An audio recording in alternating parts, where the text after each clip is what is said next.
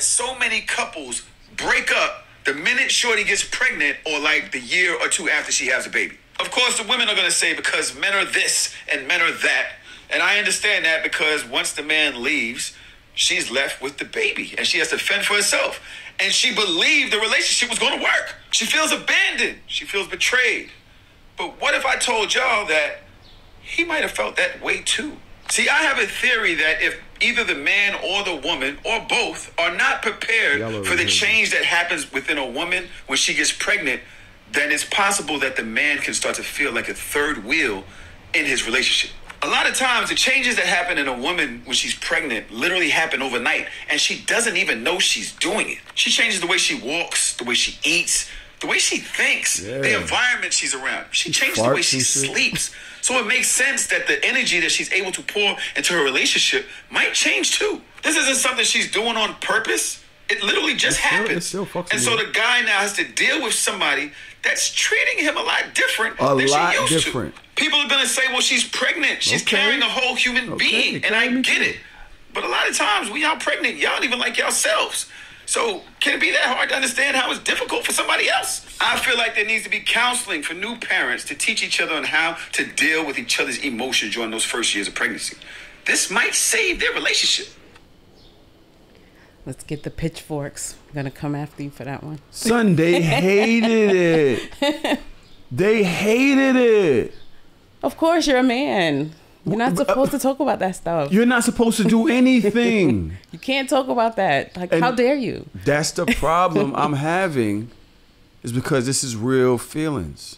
And people just like to tell you, well, you're not supposed to feel that way. But if it was you feeling the way, they would be like, yo, you're not supposed to, she's allowed to have her feelings. But because there's a logical explanation to women as to the fact that she has a baby, let's discount the man's feelings. It's been that way, unfortunately, for generations. So a lot of times people are speaking from, as I was saying earlier, from a place of their own experience, their own hurts, other people's hurts. So, you know, what you're saying is just going to start triggering folks. So, yeah. Well, I'm here with Zakiyah Woods. Zakiyah. You said it right. Zakiyah. Yep. Woods.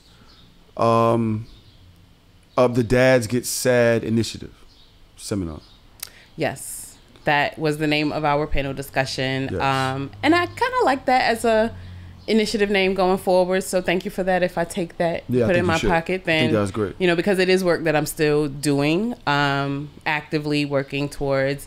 Started with focusing on the moms based on my own personal experience, but you see the gap where like dads is, can you even call it an afterthought, you know? So dads is not really a part of the parental mental health conversation. So yeah. Well, you told me that you were also part of the team Fuck These Niggas for a long time, you said. Yes. How old is your baby? My big child is 17. 17. So how long is a long time? Because I need to know who, like, is you a switch sider? So my story, I guess we can kind of like do that part. You know, he's 17. So 17 years ago, I was an undergrad, didn't have family. When I had my son, this was like I was in college in South Carolina. So I'm from New York. All of my people was here in New York. His father's family, they're from Chicago. And so we were by ourselves, you know. But as far as being team Fuck These Niggas, when you grow up in our community and all of the women that raise you are just telling you all of the bad things that men do. And then you personally are experiencing or building your own experiences where men are projecting, catcalling, domestic violence, you know, all of these things that kind of feeds into that narrative. Like, yeah, maybe I'm not safe around these men. You start to have your own experiences and you draw your own conclusion. Like, unfortunately, some people will have that assumption or, you know, have that idea of men based on other people's experience because they're young. You know, that was me too. You know, you see the movies, right, where the men are dogs and it's glorified that they're the dogs, and then it's just like, damn, like this is like the common thread. So yeah, fuck these niggas. Like, but then you get to a space where you get tired of being sick and tired. That's how I shifted sides, if you will. What is that like? Because I don't know very many women that go through that transformation. And by the way, before I say that, ladies, a lot of these niggas ain't shit. Right? Let's be clear. It's very true. This is not a, hey, y'all got niggas wrong conversation. I'm not saying that. I'm trying to get to the bottom of certain shit. And I'm saying, okay, you was in love with him at one point. Mm-hmm. How does it get here? Mm-hmm. Right? Regardless of whether it's part of your behavior, part of his behavior, y'all chemistry not mixing, the baby being a big ass hater. Right? This is about keeping relationships together. It's not about placing blame on one person or another. But yeah, let's talk about why these women are so fucked up. No. I'm joking. You're gonna have the people after me. Like, absolutely not. But no, so okay, from my perspective, like I said, I switch sides, if we can call it that. Because again, it's still underlying there. Like I said, you get tired of being sick and tired of not being on the same page and not wanting to be in the same space with this person that you created a child with, essentially. You know, my son, he's doing things, he's growing up. He will be graduating high school next year. So now it's like I said at the panel, well, we got to figure out if he's going to sit on one side of the gym and I'm on the other side of the gym. You know, I think long term, that's how I approach it. So for me, it's like, you know, if he gets married, am I going to have to be the angry baby mama, the bitter baby mama that's, you know, showing up and that's just like, get your ass away from me, you know, in the family photos, like how far away do we need to be? Or, you know, little things like that. And so for me, it was just like, okay, I don't want to be dealing with this anymore. You get to a point too where people don't really respect your views as a mother. You know, even if I am being very transparent with my experience and how I felt this person treated me, how I felt he responded in certain situations, people still be like, oh, well, you chose him anyway. That's your baby daddy anyway. You should have known that before you fucked him. You should have known, you know, and it's just a lot of like dismissing of our stories as women. You know, I dealt with that a lot. When my son was a baby, I used to be like a Facebook journalist, if you will, like going online and all sharing the screenshots and, you know, he did this and he did that. And the responses was, okay. And, you know, I'm pretty sure you lying, or, you know, just some kind of dismissive response. So for me, that played really, really heavy into my mental health. I started this work, I don't think I did my little introduction, with my grad school practicum. I just graduated from the CUNY Graduate School of Journalism. And for my practicum, I focused on mothers with postpartum depression. Is that the same truck? Probably. It's the road. That's the same nigga, man. The road. Y'all when you listen to tomorrow's episode, you're gonna know, because this nigga just bugging out. But yeah, so you know, doing my work on, like I said, mothers with a history of postpartum depression, pulling from my own personal experience of dealing with it, it was like one of those, like, I don't know, like a eye opener, if you will, for me. Did you know you had postpartum when you had it? No. And that was the thing. Like, this month that we're in right now is Maternal Mental Health Awareness Month. And so my goal with the work that I've been doing, that I started doing, is just to continue to raise awareness, because there are a lot of people in our community specifically. You know, I'm from Bed-Stuy, so a lot of people that's originally from this community, let me put it that way, because we got the gentrifiers, but they don't know. And so when I was going through it, I knew that I felt super depressed. I remember like the day before my baby shower, I was like sitting in the bathroom on the floor, sobbing, like crying, heaving. You know, when you're like crying so hard, your body is shaking, and just having like a feeling of like buyer's remorse. Like I just kept saying, I don't want to do this. I don't want to do this. I don't want to do this. Right.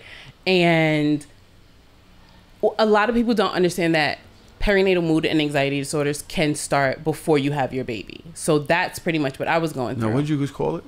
Perinatal mood and anxiety disorder. What's that?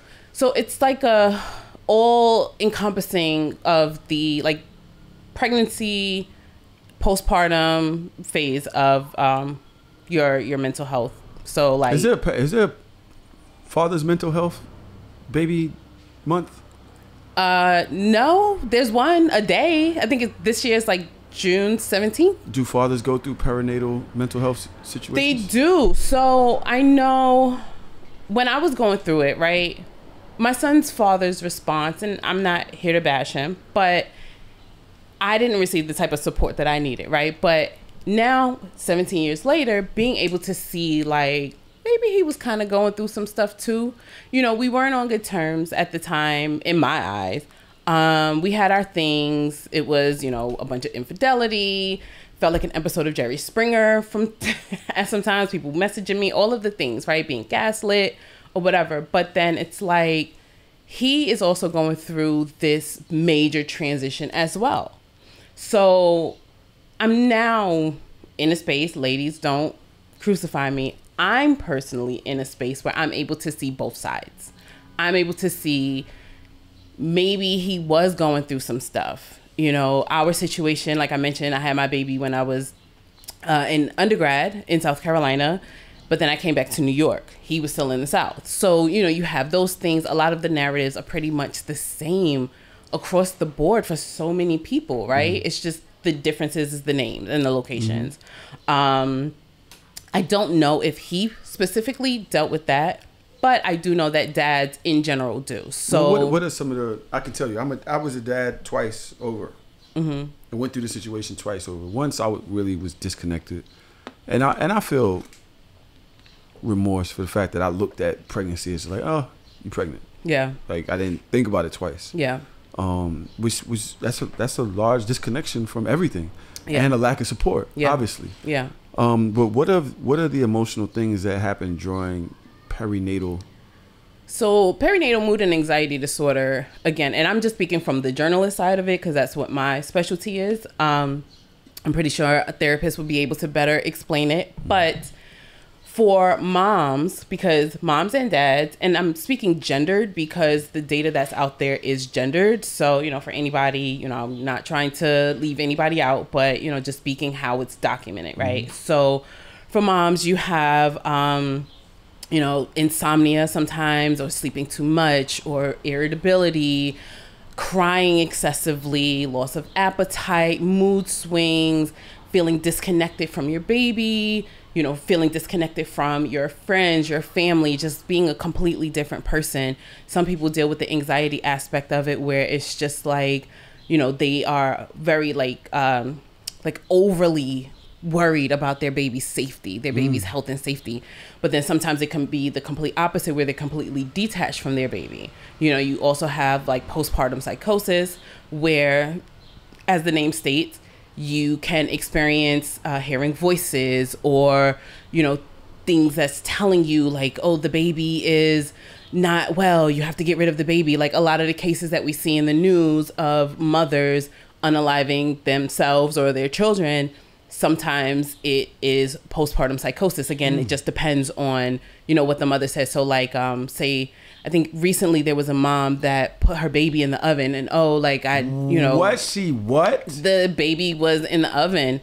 And again, I'm missing the fine details and I don't want to like, you know, stimulate anything. It's right. Very heavy, very, very heavy stuff. Crazy. A lot of times, again, when you hear these stories of the mothers who harm their babies and they're like, oh, you know, rough example, this voice told me that they're the devil or they're demonic or something's wrong with them. I had to get rid of them. That's postpartum psychosis, especially if the baby is like, I believe it's under like a year or so. And it's a very serious condition, something that oftentimes when we see it in the news, people are like, again, crucifying the mom. Like, how dare you?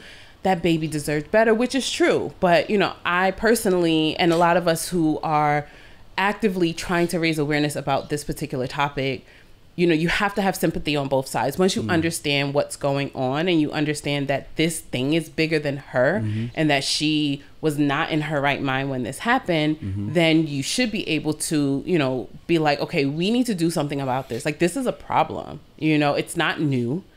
I think what changes the way that we learn about these things is our social media. Oh, Lord. You know? When you say a woman is not in her right mind, what does that mean?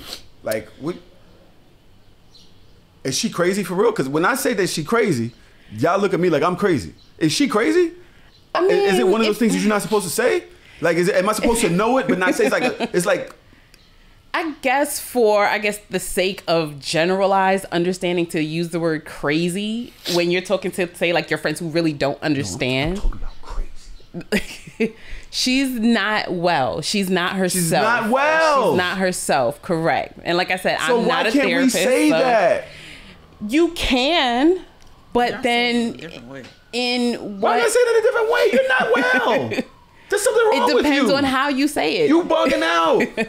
The way you responding to me is crazy. The way you acting is crazy.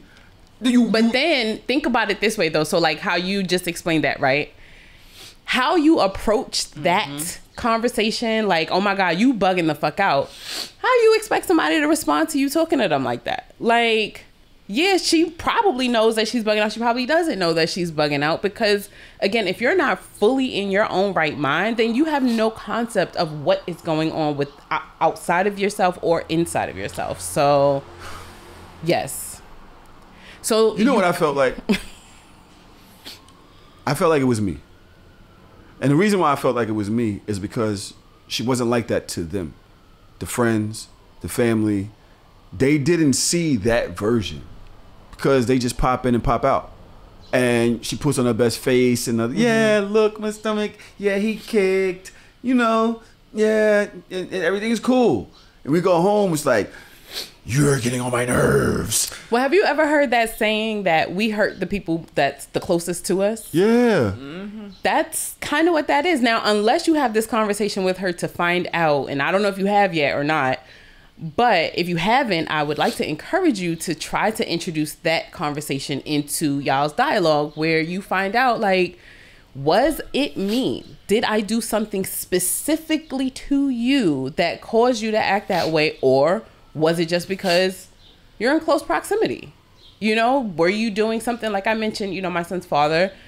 I had women that was messaging me on Facebook like, oh, I'm pregnant by him too. People approaching me on school's campus. Hey, I'm pregnant by him too. Jesus. I had twins by him. And, I thought he you know, was a good Southern nigga. He's not from the South. Oh, but like he was I said, in the South. We were in school in the South, Okay, but he's from Illinois. So like the Chicago area. Yeah. And so again, when you have those types of things, yeah, you're doing something to me. You know, so now I'm angry at you because then when I approached him, I'm getting gaslit. Oh no, they're lying. That's not what it is. And now I'm just like, huh. But this is what they said, and I'm reading a text message, and you're telling me that it's not what I'm seeing, like all the gaslighting, right? Let's be clear. Yeah.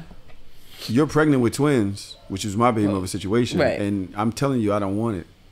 And this is before, so I said I don't want it before she said we knew she was pregnant with twins, but I would definitely say that's a good reason to resent somebody. If they're literally like, I don't want this. I don't want this. It's possible. But to that, I will say you should have thought about that before you had sex. No, I had. And as simple as that sounds in hindsight, and I'm not getting on you, but on both sides, right? But I'm a woman, so now I'm going to give you the woman side. You should have thought about that. You can't be out here just fucking all willy-nilly and then expect nothing to happen. I remember I asked we my had a dad, condom on. Then what happened? Came off. Well, then that was God's plan, right? Yeah. That's why I always get like, when people be like, oh, you shouldn't. It's like, yo, we had a bag of condoms. They was NYC condoms too. They didn't even feel good. Those the ones that you get from the barbershop? I was getting them from parole.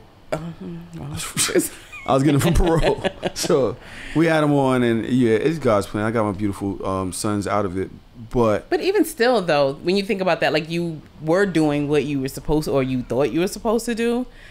But I mean, and that built my resentment. Exactly. Because it's like, yo, I was taking the necessary precautions to this, and you're still going and doing the other thing. Yeah. And that, so I think that a large part of the pregnancy, if I'm going to say that I can't say I'm the whole victim, because I was resentful too. Yeah.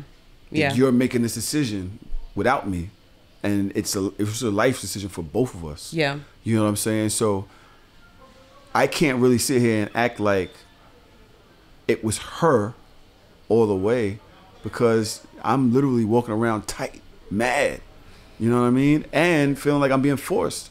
Why would you want to be nice to a person that feels like you're forcing them into something, and you have this life growing in your stomach? Like this from her side or your side? From her side. Okay, yeah. She would probably look at me like, "Fuck you." Yeah, you know what that I mean? was my experience too. Yeah. You know, and that's so many of our experiences, because like, how dare you?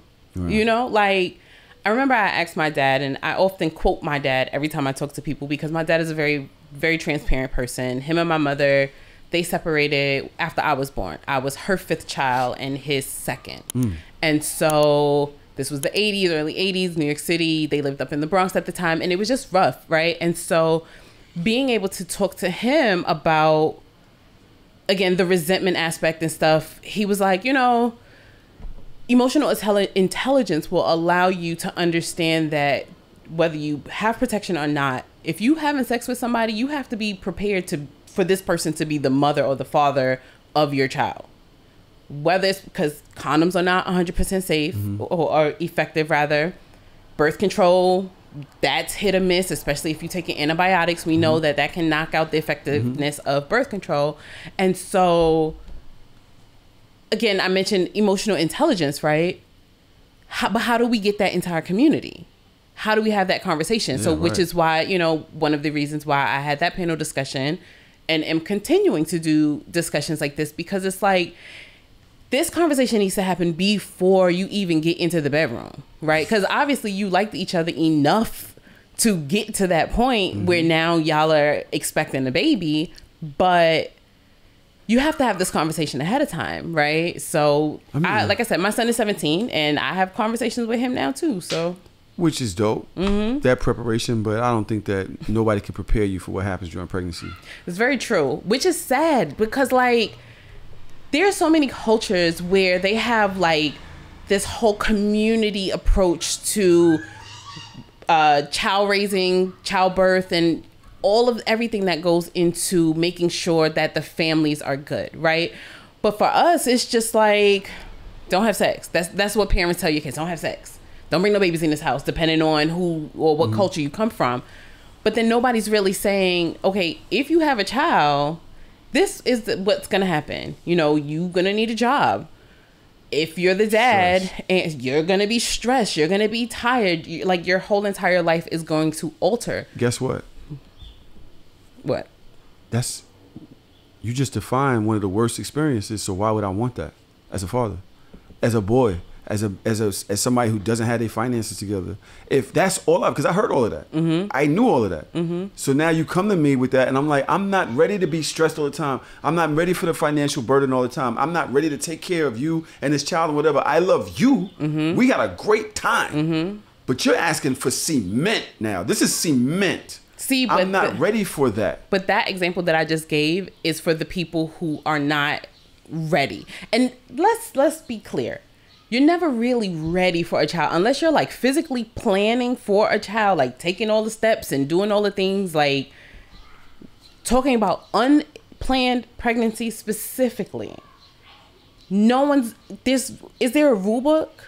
Like, there's no books for it, right? And so, you know, from that, it's like, okay, that can be the start of the conversation. This is what can happen. But once you're in a position to where you can support a family, you can support yourself. Let's start with yourself, right? You can support a family. You can support yourself.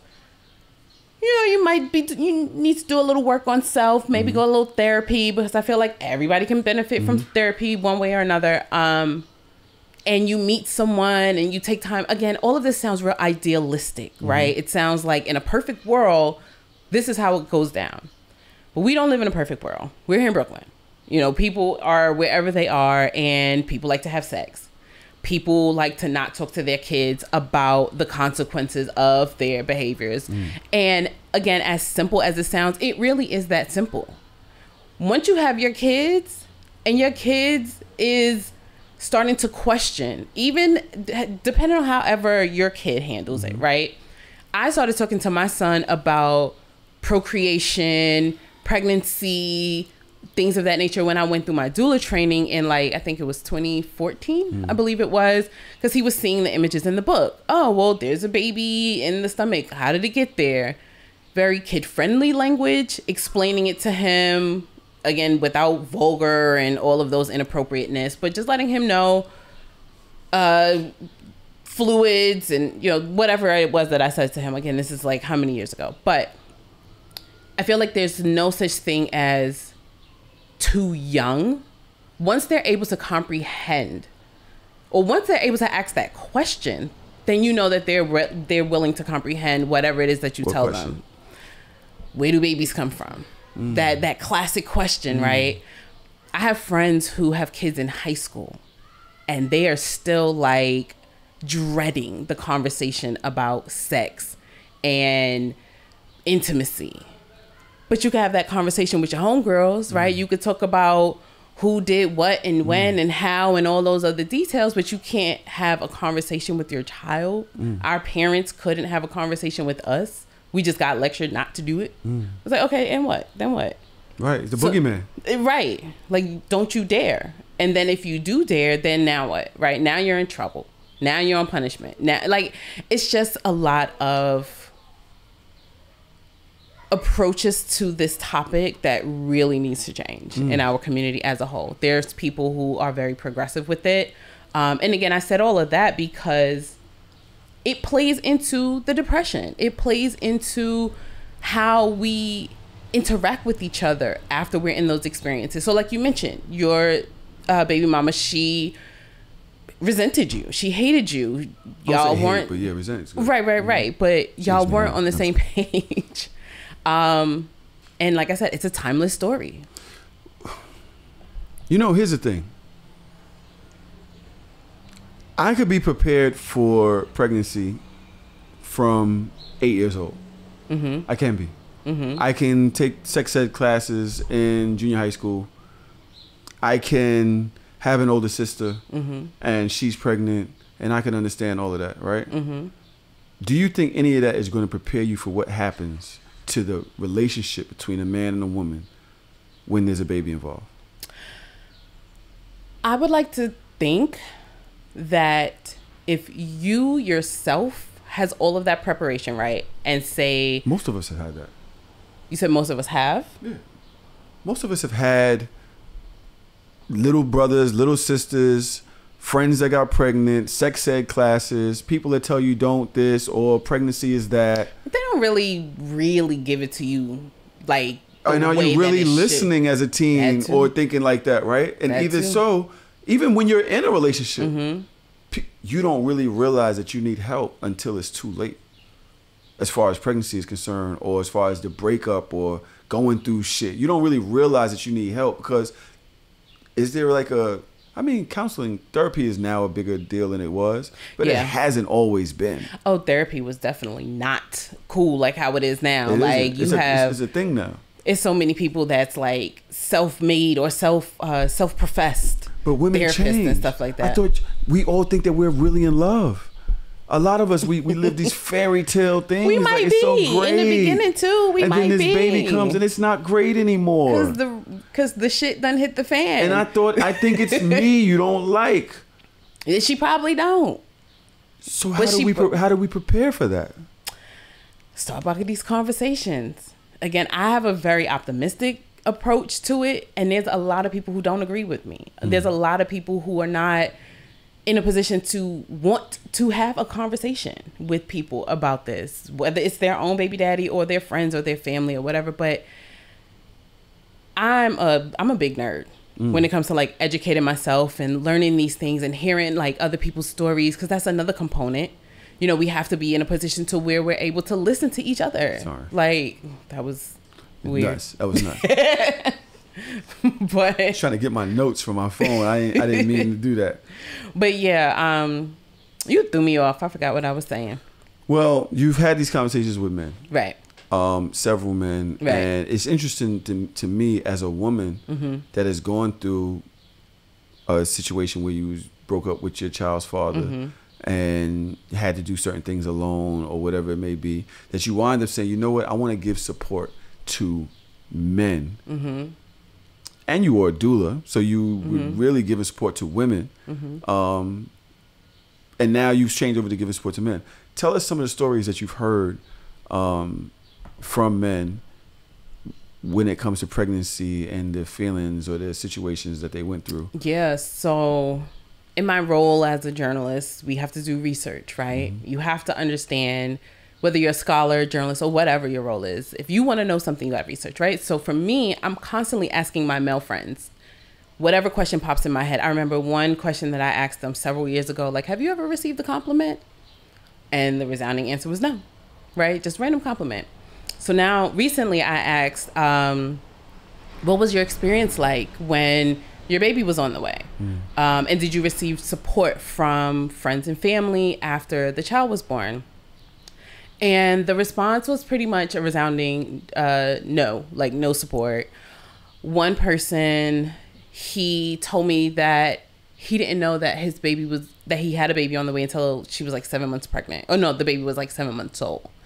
And he mentioned that he told his friends. 7 months old? 7 months old. I know people who didn't know that they had a kid until the kid was older, and we know that type of story. So that's not new.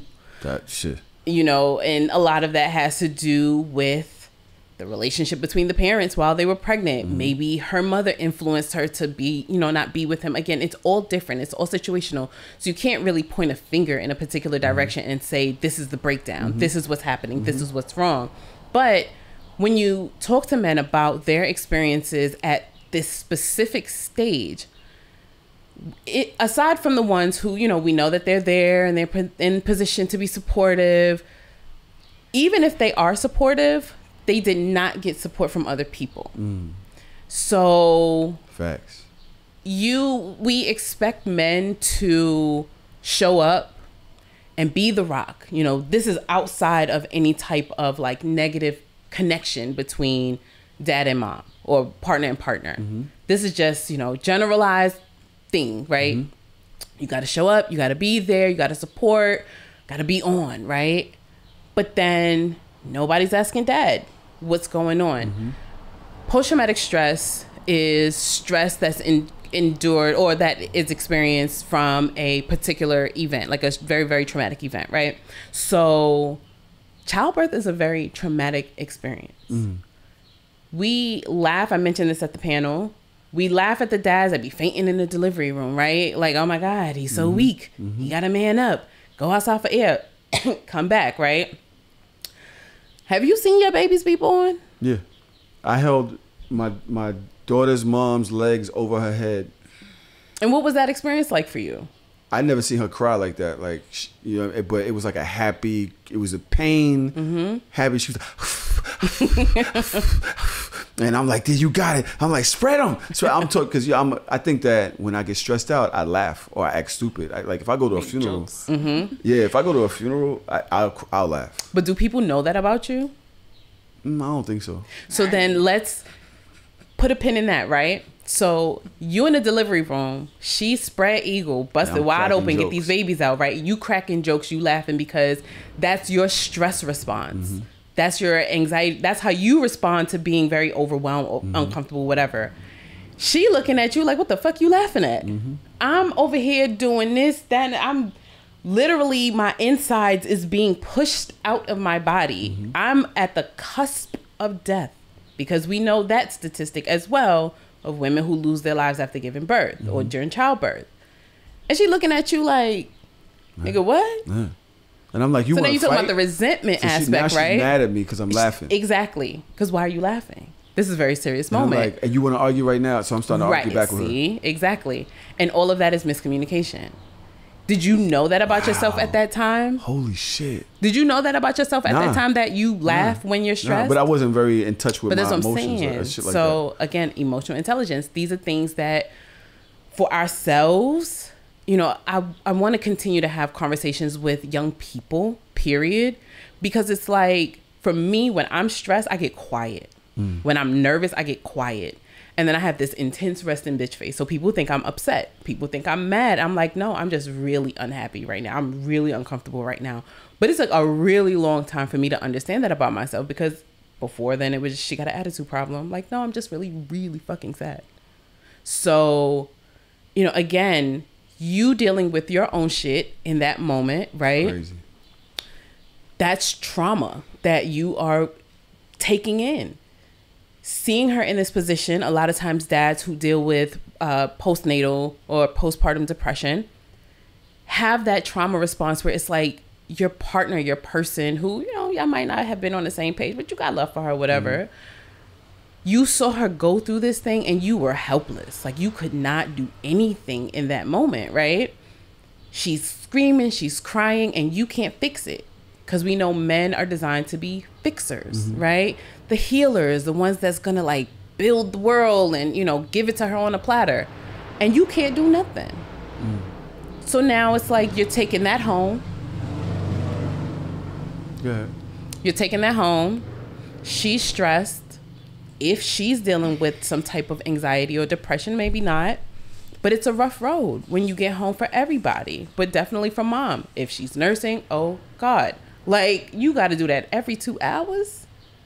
And now you mad at me. You got an attitude because we not communicating. But like, why the fuck are you over there asleep? And I got 2 hours of sleep in a week. If I may, I definitely felt helpless. Both the pregnancies. And I always felt like I wasn't doing as good as she expected me to, or as I was expected to. So I definitely felt judged too, in a way. And I can see how that would make our relationship would get in between us. Yeah. Because now I don't really feel as much of a champion to you as I used to. It would be like, move, you're not doing this right. Move, you're not doing that right. Maternal gatekeeping. Supposed to do this. Yeah. Is that what it's called? Maternal gatekeeping, yeah.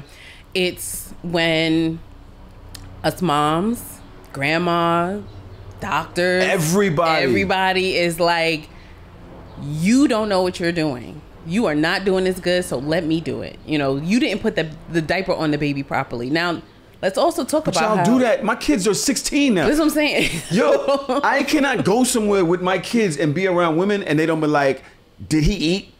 Come here, baby. Make sure they... And I'm like, yo. All the time? Oh, I mean... no, well, now they're a lot more grown. Because they're bigger, but yeah. Yeah, up until maybe 13, 12, especially having autistic kids. Yeah. Yes, women always get in front of you as a father. And I'm always say that they never do that to mothers. No. But I've been dealing with that since the pregnancy. Yeah. I've been dealing with that where people didn't think I was an adequate parent enough from everybody. Well, family, medical, right? Her, everybody. Go ahead. Think about the influences, right? In the movies, you know, somehow back in time, the image of the incapable dad became a thing, right? Dads can't feed properly, don't know how to burp the baby, can't put the diaper on. You know, the kids is left alone with dad. They probably gonna come back with a scar or something like that, right? And that's the image of dads that we have in movies, in shows. You know, a lot of times now it's slightly different because, again, we have progressed a little bit, you know, pushed past the point that we were at for a really, really long time. But when you have that image and then you also have your own people in your space that don't know what they're doing and don't try to help, like, it's just, again, that miscommunication. Naturally, people are going to see you out and about with your kids. First of all, they're going to praise you, right? Like, oh my God, he's with his kids. Oh, wow. You're a great dad. You're with them. It's a Saturday. Good job, Dad. I don't get that as a mom. It's just, oh, girl, you must be tired. Where's his dad at? Give him a break, you know? Get yourself a break. And so it's just like, I mentioned getting to a point where I'm sick and tired of being sick and tired. And I know a lot of people are not on the same page. I know a lot of people don't see it that way, but there are a lot of people who do. And those are the people that I want to continue to bring into my work that I'm building to then spread that onto other people a little bit by bit. So, yeah. What are things that people do that get in between the mother and father relationship during pregnancy, after pregnancy? What do you mean? Subconsciously, just behaviors, like you just said. The mother doesn't get as much, say, support from the world because they think that she got it, versus the father feeling like everybody thinks they're better than me at raising children. And would say the mother be like, oh, when they're talking to the mother, they're like, oh, where's the dad at? You know, shit like that. That can build resentment in itself. That's it.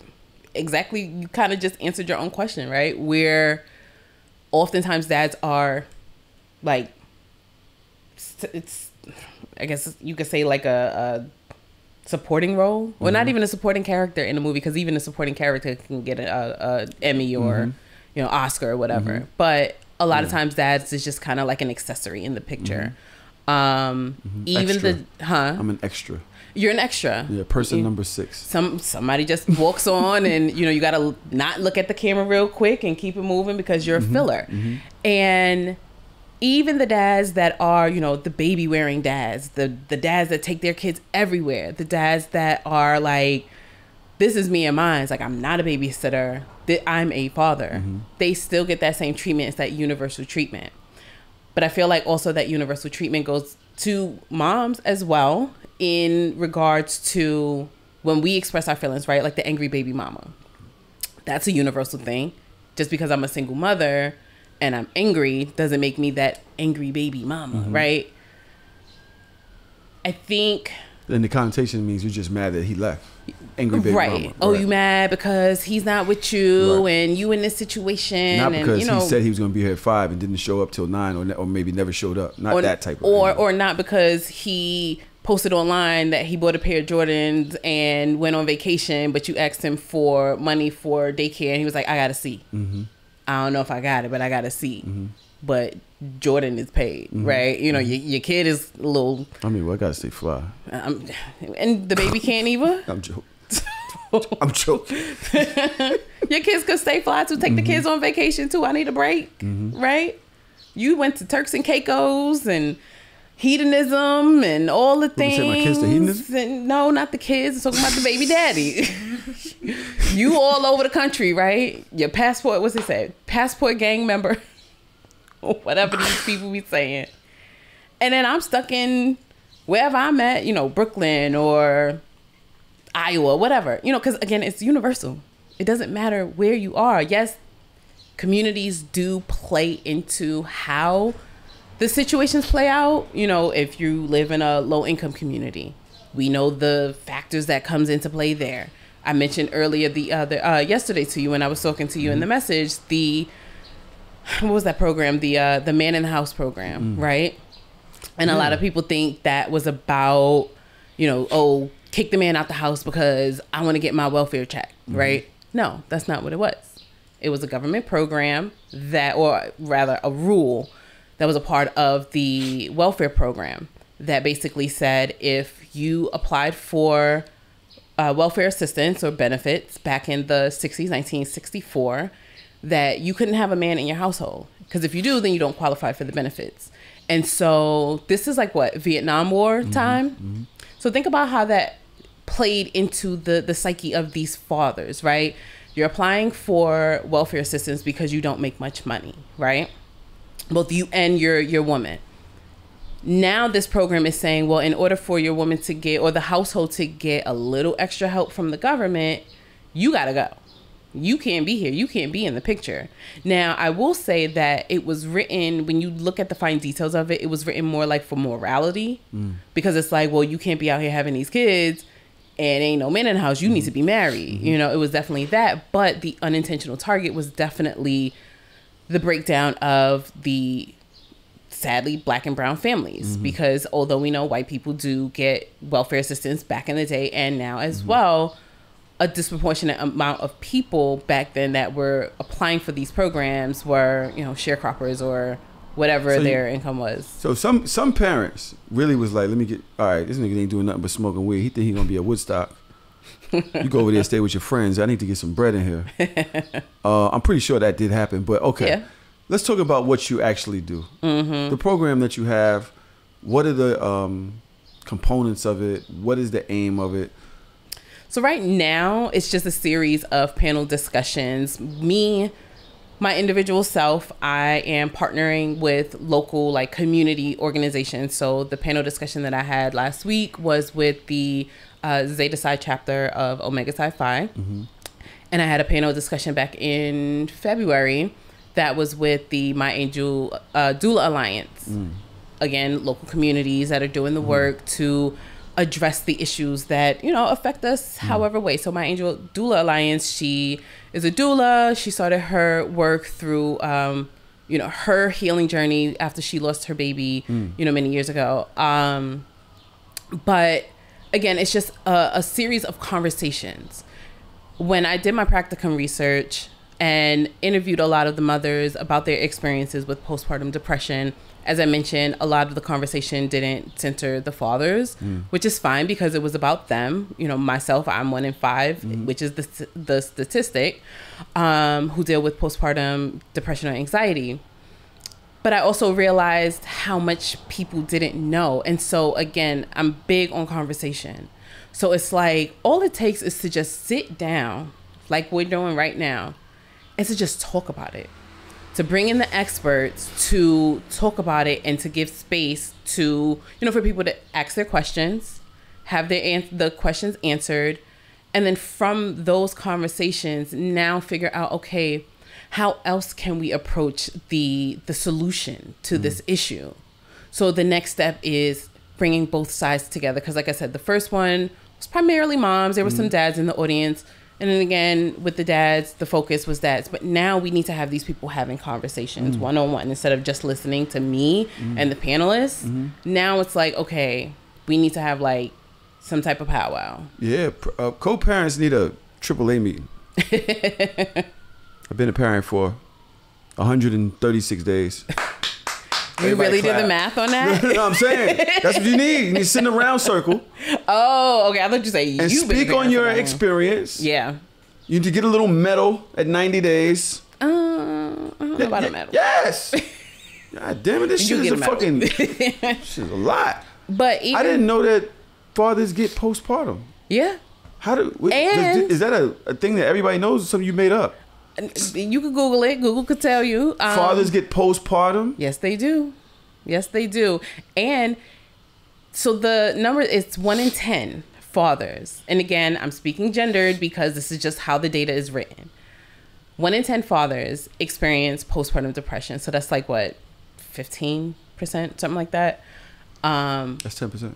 Something like that. 1 in 10. I'm bad with math. I'm just telling you what the Google told me. But yeah, it's right there. Right, but but the percentage, whatever the number is, now the percentage it doubles if their partner has experienced postpartum depression. A lot of the times too with paternal postpartum depression and anxiety is that sometimes their symptoms don't even kick in until after mom is okay. Because they're in go mode. They're in, I gotta save my family. I gotta make sure everybody's good mode. And then once the smoke is cleared, now dad is like, holy fuck. Yeah, that was a lot. What am I doing? That's a lot. Yeah. You know, you think about, again, going back to TV, right? The images of fathers that we've seen in TV, the images of fathers that people have had in their own households. And we know dads that are angry, dads that lash out, dads that are withdrawn, dads that are not present because they're dealing with some shit, right? What is it, like the man cave? You escape to your man cave because you're stressed out. That's such a common and expected thing for fathers. But how many times are people willing to check in with their boys? You know, let's not expect mothers to do that, especially if they're dealing with that. Let's start there. We cannot expect the moms who are carrying literally this whole human either in her body or now on her hip or her back or however she's carrying this baby and taking care of this baby and just got all the things going on with herself. It's unfair to expect her to be the supportive person that he needs, which is fine because she might not be in a position to. But what about your boys? What about your dad? What about your mom? What about your cousins? Who do you have as a man, as a dad, in your corner that can support you while you're trying to support and keep your head on your shoulders? I don't like that. Why? Because I thought we was together. I have to be your support system, but because you got to support the baby, you can't be my support system. I have to go somewhere else to find a support system. And I think that is something. What you're saying is universal from women. They've all said this. And I hear what you're saying. I hear y'all. I hear you. But that's like crazy because you're asking me to go somewhere else to get the support that I got into a relationship for. And now that we had a baby together, you telling me you ain't got that for me because you got to worry about the baby. She don't have it in her to even give it to herself sometimes. So how can she give it to you? If I can't support myself, if I am tired and I am exhausted and I'm running on, like I said, 2 hours of sleep in a week or whatever the number is, how can I possibly have anything else in me to give to you? Sometimes it's not even intentional. It's just like my focus is here. That is all I have the mental capacity for, emotional, physical, all of the things, right? So when we say it takes a village to raise a child, we also need that village to raise the parents as well. You know, like I said, it's our aunties. Everybody's going to show up to the baby shower. They're going to eat the meatballs and, you know, take the pictures and be there for you when it's party time. But then when you need people to be there, when that baby is hollering and it's 3 o'clock in the morning and you and her are looking at each other like, I hate you. Who can you call to be like, I need help? And then I would think that a lot of mothers start to question if they're a good mother. Or start to question if they hate the baby or if they're supposed to be feeling like this. That is definitely a part of the postpartum process. Again, that's not everybody's experience, but it can happen. I know a lot of dads, they talk about the resentment of the father. I mean, not the father. Dads talk about resenting the baby. Yeah. And they get a lot of shit for that. But mothers resent their kids too. You know, we make jokes about like, you know, fuck these kids. And valid, because fuck these kids. But in all seriousness, you have people that had their entire lives, they just chilling, going about their day, whatever their lives was, and now boom, a whole nother human is thrown into the picture. How do you expect us to really like navigate that? Especially going back to what we were saying earlier, as far as not having the education, not knowing what the fuck you're doing. You just out here winging it. Well, what can people expect to learn from your seminars? So I try to curate my seminars with panelists who either work in the space, like Emmanuel from Healthy Start Brooklyn. He co-hosts, or he hosts rather. He's actually our guest tomorrow. Right. And so he does the fatherhood group. I had Brooke and Colin. They are parental, like they are infant loss parents. They lost their baby. I think she said it was 2014, but she can tell you better than I can. So just people who have professional and lived experiences with the particular topic at hand, whether it's dads, moms, whole families, communities, and just to be able to hear a neutral point of view. And I say neutral very loosely, right? Because I can speak from my experience and it's not really a neutral point of view. It's my experience. It's very much not neutral. But these are people that you can see that can validate stuff that you're going through, or like give you a more like personalized approach to a conversation. Because we can go on Google, we can watch a TED Talk, and because these people are really detached from us because of our screens, you really don't take it in. Like you take it in, but not really. When you have people in person that can share their experience, and people from your community who look like you, now it's just like, It's interesting when I went there and I heard a lot of the stories on stage, especially from the therapists and the people who work in the space. But I think it's a general conception that men don't understand what women are going through during pregnancy. Right. And I took it personally. Why?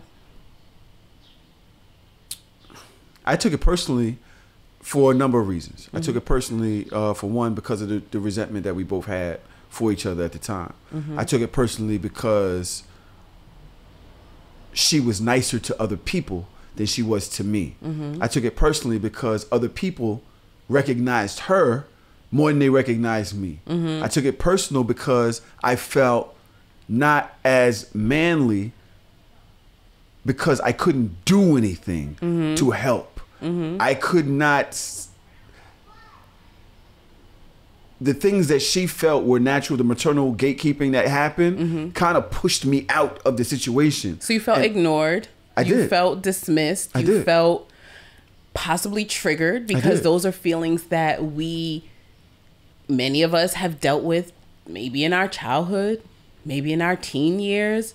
You know, that dismissal.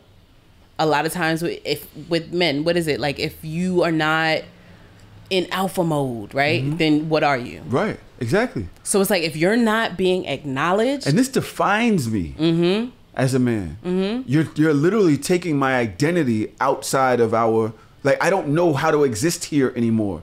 All of this that's happening has now made me a lot lesser form of everything that I thought I was bringing to the table. The things, the reasons why you fucking with me. I feel like less of a man. But two things can coexist at the same time. You can feel that, how you're feeling. She can also acknowledge, like, you don't know what the fuck I'm going through, and you can acknowledge that as well.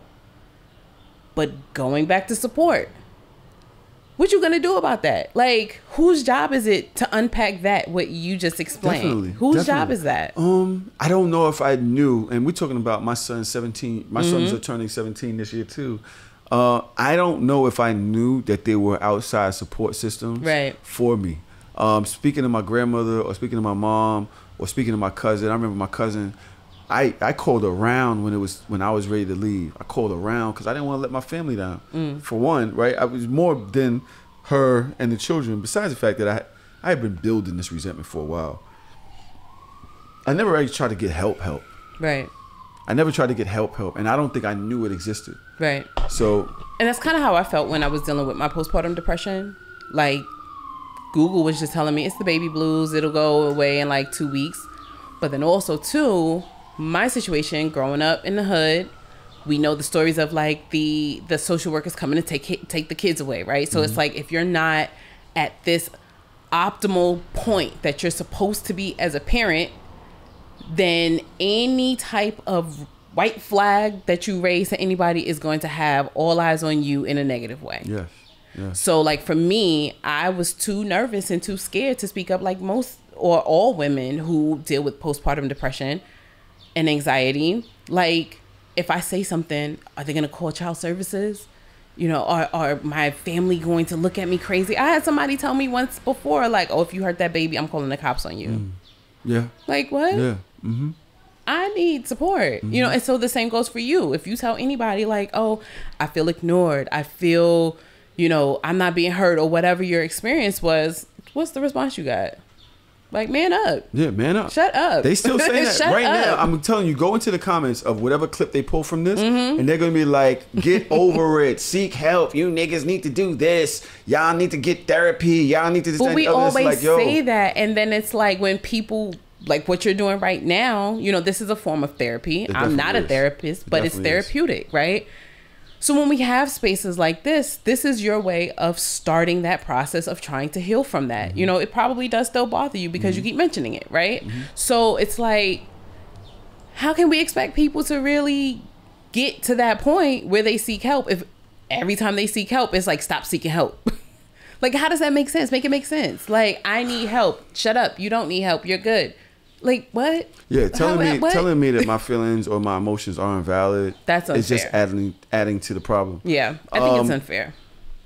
I have two things. First of all, Trav in the comment has some really good admissions.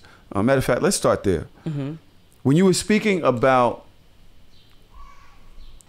women, me supporting the woman, but actually needing to go somewhere else to find my own support as a man, right? And you were like, yeah, but I'm going through this too. I can't even help myself. And my initial thought to that is what Travis is saying. And what he's saying is, but that's why I'm here. I'm here so that you aren't as tired or as stressed. So how is it fair that I'm here to support you, but you still aren't to give me my support as though I'm not here? Right? Talking about the woman. The woman in the thing. It's like your support is going just toward the baby, whereas I'm supposed to support the baby and you, but we're both going through postpartum. Right. We're both having this issue. Right. And society doesn't say, hey, miss, you should be tending to him as well. Right. Because she has reared this child, she has carried this child. Right. Her main focus from society is saying, you know, worry about the baby and you get over it. Go find it somewhere else. Now, when you come back and he says, oh yeah, I slept with somebody because that shoulder was there. She was patting me on my head and telling me it was going to be okay and telling me I'm doing a great job and telling me I deserve some shit. Then it's, but yo, you told me that you didn't have it for me. You didn't have it for me. And yo, listen, again, they're going to tear me apart. That's what you niggas need. You niggas need pussy. You niggas need pussy. That's why now you're on child support. But it's like, yo. Trav also said, but is that what you needed though? I'm expected to give grace and understanding, to be supportive and help. But when, damn it, God damn it, I'm getting old. Or Melly. But when I need it, I have to go outside the house. Nah, and I'm taking it. Oh, God damn it, Melly. Damn thing is facing the other way. And I'm talking a few months in where I can actually help alleviate stress and actually I'm helping.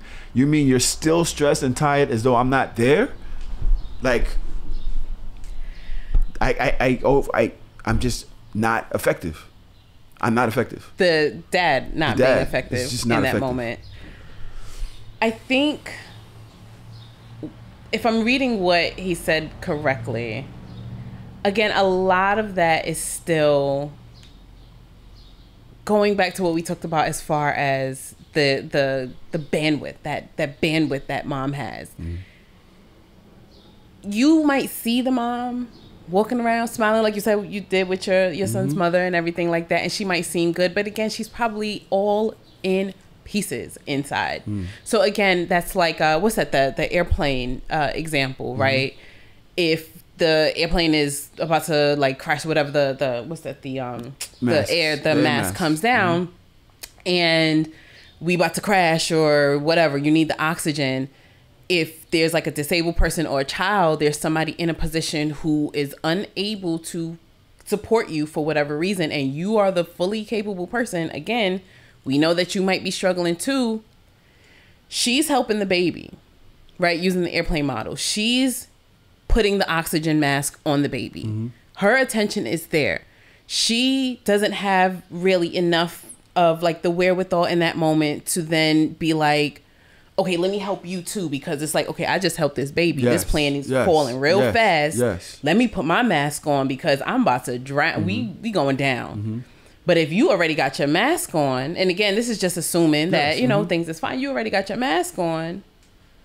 Well, what's the problem? You have more to help us than we have to help you. And if you don't have your mask on, like having that friend, you know, you got that outside influence because the whole house is on fire. And you don't think that can lead to a feeling of neglect from the man? It's possible, yeah. I'm not saying that it's not. It's very possible. Man up. It's that, but it doesn't need to be that. Because again, I see what Trauma's saying, but again, society, I'm going to stress in his bag. Because he just said, but society tells the dad to put the mask on the mom before himself. Yo, he is tight. He got multiple kids, by the way, so he knows. But we're nearing the end of this, and I do have one more question. Okay. One, I'm not sure if this is what you're willing to do, or it seems to me that most parents don't realize they need help until they're past the point of no return. The point of no return. Because the father, people ask him how he's doing, and though he's stressed, he doesn't know how to emotionally say, I need help, or this is bothering me. He just kind of probably vents a little bit, then goes back into his cocoon and tries to man up. The woman is scared to say, hey, I feel inadequate. or I feel this, or whatever it may be, until it's too late. Both of these people are in a relationship together. They're driving each other crazy. I think this happens more times than not. Oh, it's been happening since forever. And during this week, I will have Emmanuel Perez on. I will have your sister, Amina Woods on. And I will have Brooke and Colin. The last name? Yeah, I don't remember. But they're both therapists, I believe. Yeah. Well, Brooke is a therapist, and I believe Colin is starting the process. I forget their bios, but yeah. But they've also a couple who has dealt with loss, who has dealt with pregnancy, and we will be speaking from a man, Emmanuel Perez, who speaks to men about fatherhood. We will be speaking to Amina Woods, who is a doula and actually helps women and gives men support through her services, and the effect that doulas have on families and pregnancies, and why it's very advantageous for you to use that. And we will also be speaking to Brooke and Colin about how they dealt with loss, how he felt having to give her a certain amount of support and not feeling support from himself, and how Brooke has countered that as a wife in that situation. All that to be said, I do believe that counseling and classes should be offered during prenatal time. So while you're doing Lamaze, I believe that most families need the support of other people to say, hey, this is what she's going to be going through in this first trimester. These are the kind of emotions that you're going to see. These are, this is what's to be expected. It's not you. Yeah. These are practices that you can use to help pour love back into yourself, pour love back into her. Hey, we have a swimming pool out back. It's if you ever just need to do some laps.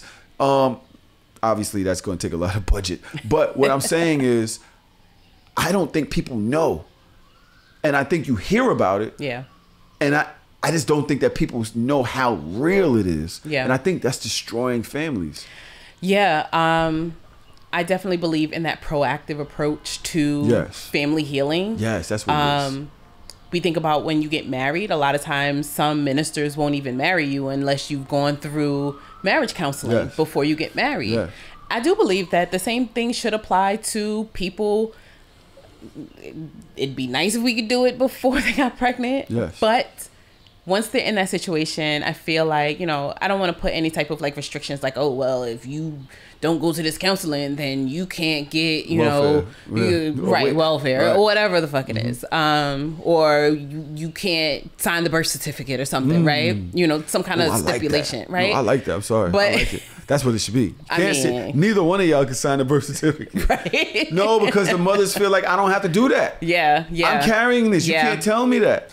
I agree. Like I said, I agree. I think that if that was offered when I was pregnant with my son, I would have felt, I would win. Yeah. Because there was a lot that I didn't know. There was a lot because I didn't know that I needed to know it. Right. I bet you if we put flyers up in this neighborhood, I bet you that room would be packed. Well, that'd be interesting. I feel like if you offer some kind of incentive, like some kind of Starbucks gift card or something, like they would be sitting there like, when do we get the gift card? Right. That's because it's gentrified. Exactly. You named Starbucks for a reason. But go ahead. But yeah, having something like that where it's like, this is what you might go through. This is what you can expect. Again, whether they're on good terms, they're not on good terms. This is what co-parenting might look like if y'all aren't married or y'all separate or whatever the case is. And just painting that expectation for people to know this isn't nothing new. My grandparents, my great-grandparents, whoever in my generational line probably dealt with the same shit, And so it's like, how do we start? Like, we talk about breaking generational curses all the time. What does that look like? We talk about we need to bring this together. Right. We need to bring together the sexes and, men are saying this and women are saying that. But okay, now how do we get on the same page when it comes to raising our kid? Yeah. So again, I know there's going to be a lot of people that's just like, girl, and whatever the issues and comments that they might have to say. But when you, again, are past a certain point in your life, then it's just like, listen, this is what we need. Like, I'm tired of seeing my people yelling at each other and guys on the phone, on a train, cursing out his baby mother. I just saw my kid. Like, why are we here still? Yeah. Like, why are we still? It's 2024. Why are we still here?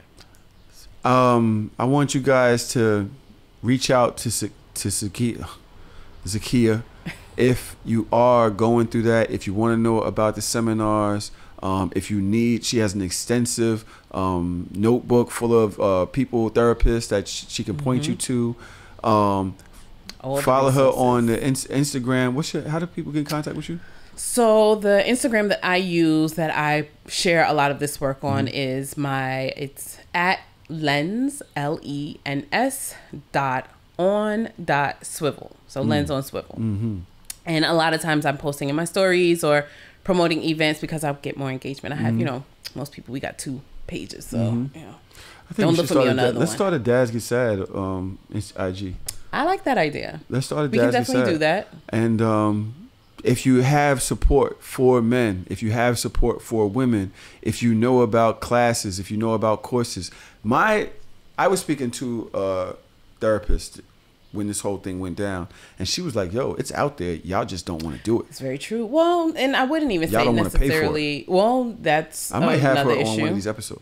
Yeah, there's a lot of resources that are available, not as many for dads as there are for moms, I will say that, but and then the resources that are available, sometimes you got to pay for them, or whatever. There's just a lot of stipulations. But again, Emmanuel, who's going to be on tomorrow, his program is free. It's virtual, so there's really no reason why you shouldn't tap in. It's twice a week, so if one day doesn't work, the next day works. There's so many other groups here in New York that offer services. I know there's another group, again, not trying to plug people, but what's it called? Men at Work Healing. I know they're based here in Brooklyn, I believe.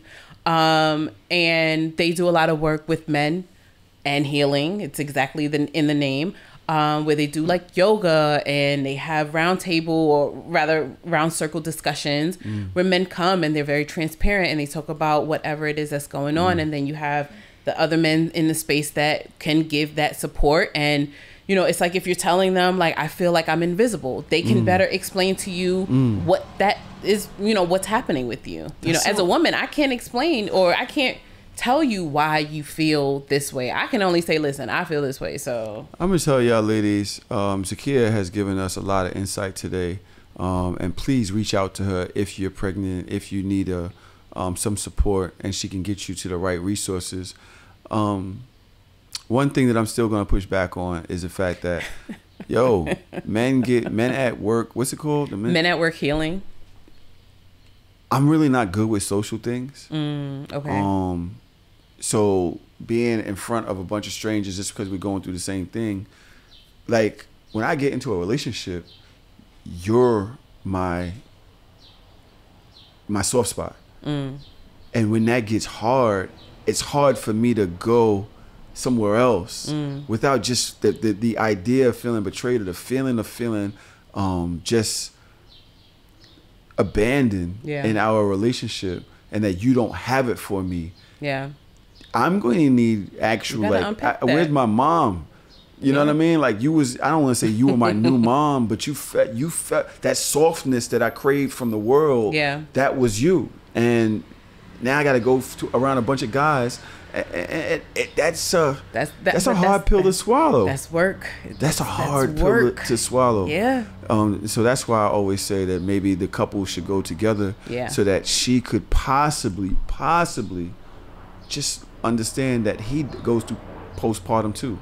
He goes through these feelings of depression and anxiety, and feeling like he isn't worthy enough, or he won't be enough. And even loneliness and shit like that in the pregnancy, because my partner, she got her own shit to worry about now, and I gotta man up. This has been a great episode. Y'all already know. Go to patreon.com/So Shameless Podcast to hear the rest of this episode. We have Emmanuel, Perez tomorrow.